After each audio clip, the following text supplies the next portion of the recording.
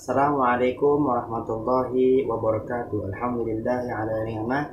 Wassalatu wassalamu ala rasulillahi Muhammadin bin Abdillah Sayyidina wa maulana Muhammad wa mawalana hawla wa la quwwata illa billah. Asyhadu an la ilaha illallah wa asyhadu anna Muhammadar Rasulullah. Allahumma shalli ala Sayyidina Muhammad wa ala ali Sayyidina Muhammad, amma ba'du. Yang terhormat Ibu Debbie Bik Nabilatul Fauziah selaku dosen pengampu mata kuliah hadis Tarbawi. Izinkan saya di sini Rizky Hardianto untuk mempresentasikan tugas UTS hadis Tarbawi. Baik, jadi pada hari ini saya akan membahas tentang kepemimpinan perempuan dalam hadis. Apakah perempuan dalam hadis dibolehkan? Apakah perempuan boleh menjadi pemimpin? Dan bagaimana pendapat para ulama? Ada hadis yang populer dan diriwayatkan dari Imam Abu Bakrah, itu hadatsana Utsman bin Al-Haytham hadatsana Aufun 'anil Hasan 'an Abi Bakr qala laqad nafa'ani Allah bi kalimatin sami'tuha min Rasulillah sallallahu alaihi wasallam ayyamal jamal ba'dama kittu an al-haqqa bi ashabil jamal faqatil ma'hum qala lamma balagha Rasulullah sallallahu alaihi wasallam anna ahla farisa qad mallaku alaihim binta Kisra qala la yufliha qaumun walau amrahum amratan. Yang artinya dari Utsman bin Haytham, dari Auf, dari Hasan, dari Abu Bakrah berkata, Allah Subhanahu wa taala memberikan manfaat kepadaku dengan sebuah kalimat yang ku dengar dari Rasulullah SAW pada hari menjelang perang Jamal. Setelah aku hampir membenarkan mereka Ashabul Jamal dan berperang bersama mereka, ketika sampai kabar kepada Rasulullah SAW bahwa bangsa Persia mengangkat putri Kisra sebagai pemimpin. Lalu Rasulullah SAW berkata, tidak akan beruntung suatu kaum yang menyerahkan suatu urusannya kepada wanita atau perempuan. Hadis riwayat Bukhari. Baik. Jadi di sini qala laqad nafa'anillah bi kalimatin ayyamul jamal. Jadi ketika konflik politik meruncing antara kubu Siti Aisyah, kubu Sayyidah Aisyah dan kubu dari Ali bin Abi Thalib yang menjadi pemicu perang Jamal pada tahun 36 Hijriah. Ketika itu Abu Bakrah itu diajak oleh Siti Aisyah untuk bergabung dalam kepemimpinannya. Gitu. Namun Abu Bakrah menolak ajakan tersebut. Dan pada kenyataannya sejarah menyebutkan bahwa kelompok Sayyidah Aisyah itu kalah dalam peperangan Jamal tersebut. Nah, mengapa Abu Bakrah menolak ajakan tersebut? Walau dibujuk, walau dirayu oleh Siti Aisyah, itu karena hadits ini menyebutkan ketika Persia melantik Raja Kisra, atau ketika Persia melantik anak atau putri dari Raja Kisra untuk menjadi seorang pemimpin. Nabi Shallallahu Alaihi Wasallam bersabda, la yufliha qaumun walau amrhum amratan. Tidak akan beruntung suatu kaum menyerahkan urusannya kepada seseorang wanita. Jadi para pensyarah itu menjelaskan bahwasanya hadis ini peristiwa apa gitu yang menyebabkan Rasulullah SAW berkata demikian. Al-Kisah negeri Kisra itu adalah suatu bagian dari negeri Persia, di mana mereka memiliki seorang raja yang terbunuh atau yang dibunuh. Ternyata usut punya usut, dia seorang raja tersebut dibunuh oleh anak laki-lakinya sendiri. Dan singkat cerita, diputuskanlah akhirnya mengangkat raja dari anak perempuan sang Raja Kisra. Sayangnya anak perempuan tersebut itu kurang sukses dalam memimpin kerajaan tersebut. Banyak diskusi tentang sebabnya. Ada juga yang menyebutkan bahwasanya kemunduran kerajaan Kisra itu disebabkan karena Raja Kisra menyobek surat dakwah dari Nabi Shallallahu Alaihi Wasallam. Maka timbullah kualat. Gitu. Ada yang bilang seperti itu. Jadi terpaksa gitu anak perempuannya menjadi raja, dan akhirnya ya doa Nabi terkabulkan seperti yang tadi dijelaskan. Tidak akan beruntung suatu kaum menyerahkan urusannya kepada seorang wanita. Maka akhirnya Persia itu Kisra itu yang dipimpin oleh Kisra itu akhirnya kelompok Kisra itu hancur. Nah, sekarang kita lihat bagannya. Nah, sanadnya di sini. Nah, jadi kalau secara tekstual itu kan hadis ini kan membahas tentang larangan perempuan sebagai seorang pemimpinnya dalam ranah politik dan ranah publik. Sekarang kita lihat hadis nih, hadis dan bagannya, sanadnya.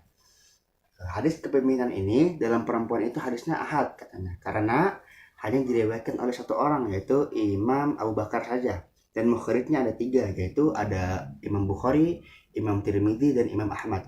Tetapi para muhadisin menyepakati kesohihannya. Ada salah satunya karena telah memenuhi standar Imam Al-Bukhari yang meriwayatkan hadis tersebut di jalur Utsman bin Haitham yang menyambung sampai sahabat sampai tiba ke Abu Bakar atau Abu Bakar yang bernama asli itu Abu Nafs bin Al-Hasam Abu Nafs bin Al-Harith.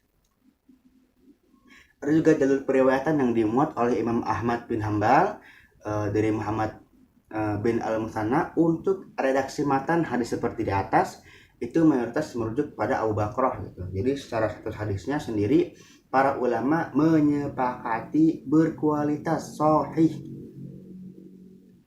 Oke. Nah, tadi di sini ada mukhrijnya ada 3, yaitu ada di sini dilihat dari sanadnya ada 3, ada Bukhari, ada Imam Tirmidzi dan Imam Ahmad. Terus naik ke sahabat sampai ke riwayat, sampai kepada riwayat yang paling tinggi, yang paling atas, yaitu ada Abu Bakrah atau Abu Bakar. Baik, kembali ke hadis tadi. Lalu bagaimana pendapat para ulama mengenai hadis tersebut? Sekarang kita lihat bagaimana pendapat para ulama mengenai hadis tersebut, mengenai larangan perempuan sebagai pemimpin. Banyak sekali pendapat para ulama yang membahas tentang bolehkah menjadi perempuan menjadi seorang pemimpin. Ada ulama yang berkata boleh dan ada ulama yang berkata tidak boleh. Sekarang kita lihat kutipan atau pendapat dari ulama, yaitu Al-Khattabi. Sebagaimana yang dikutip oleh pendapatnya oleh Al-Mubarak Furi, menyebutkan bahwa perempuan tidak layak memegang kendali kepemimpinan karena perempuan tidak dapat menikahkan dirinya sendiri juga orang lain. Dia menyebutkan bahwa mayoritas ulama mengharamkan kepemimpinan perempuan berdasarkan hadis tersebut, berdasarkan hadis yang tadi di atas. Kecuali sebagian sedikit ulama yang memperbolehkannya, seperti Imam Ibnu Jarir Al-Tabari, Abu Hanifah, dan salah satu riwayat dari Imam Madhab Maliki. Lalu ada ulama yang kedua, ada Abu Al-Farad Ibnu Al-Jauzi. Beliau berpendapat bahwasannya perempuan itu tidak layak dan tidak sah untuk menjadi seorang pemimpin dalam ranah politik dan ranah publik, hukum, dan menegakkan hudud atau kisos atau hukum ya. Sesuai dengan petunjuk dalam hadis di atas, hal ini disebabkan perempuan tidak memiliki kapasitas akal yang sempurna sebagaimana yang dimiliki laki-laki. Selain alasan di atas tadi, kehadiran perempuan di antara laki-laki dapat menimbulkan fitnah. Fakta sejarah Nabi Shallallahu Alaihi Wasallam dan para khulafaur rasyidin juga para penguasa sudahnya tidak pernah memberikan kekuasaannya gitu kepada perempuan. Dalam sejarah Islam tidak pernah ada satupun perempuan yang menduduki jabatan sebagai pemimpin atau kepala negara. Pendapat ini diikuti oleh salah satu riwayat yang bersumber dari Imam Malik, Ibnu Anas, dan Al-Syafi'i dan Ahmad bin Hambal. Tapi dalam pandangan lain, Al-Khuthaimin berpendapat laki-laki memiliki derajat yang tinggi dibanding perempuan. Jadi tidak bisa perempuan memimpin. Nah, sedikit berbeda dengan pendapat dari yang di atas. Ibnu Hazm itu berkata bahwasanya, dan pengikut madhab Imam Hanafi mengatakan bahwasanya laki-laki bukanlah syarat untuk menjadi seorang pemimpin, atau laki-laki bukanlah syarat mutlak untuk menjadi seorang pemimpin. Perempuan boleh juga menjadi hakim meski dibatasi pada wilayah-wilayah luar di pidana berat gitu. Dalam Subulus Salam Bulughul Maram disertakan juga komentar bahwa perempuan telah ditetapkan syariatnya untuk menjadi pemimpin di rumahnya. Nah, hal ini meniscayakan bahwasanya urusan domestik rumah tanggaan adalah tanggung jawab perempuan. Dan disanalah ia dapat memimpin seperti itu. Jadi banyak sekali para ulama yang berpendapat mengenai kepemimpinan perempuan dalam hadis. Ada yang mengatakan boleh dan juga ada yang mengatakan tidak boleh. Nah, semenjak pendapat itu dari pendapat para ulama-ulama klasik, tibalah ulama kontemporer, gitu, ulama terbaru, mulai mengkaji dengan sudut pandang yang berbeda.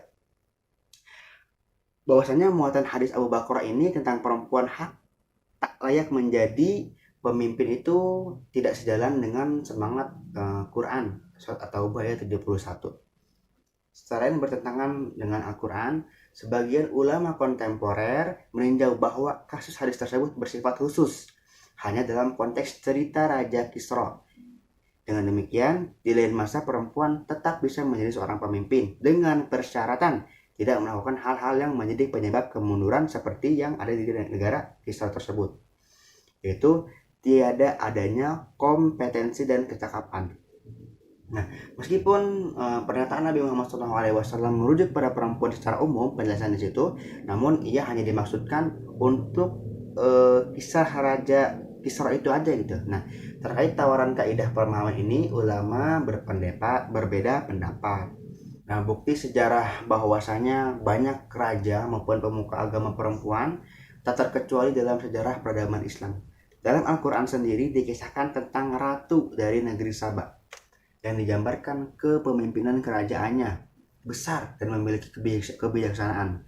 Sebagaimana juga asbabul wurud, hadis ya disepakati bahwasanya Aisyah adalah ulama perempuan yang banyak meriwayatkan hadis dan pendapat di dalam kaum pria. Nah, dari sejarah tersebut menjelaskan bahwasanya perempuan itu boleh dan mampu menjadi seorang pemimpin, baik itu dalam hal agama maupun dalam hal pemerintahan. Sebagai jalan tengah, ditawarkan pemahaman bahwa kepemimpinan perempuan dapat dilakukan dalam urusan politik, organisasi maupun pemerintahan. Jadi tidak ada pembedaan baik pria maupun wanita.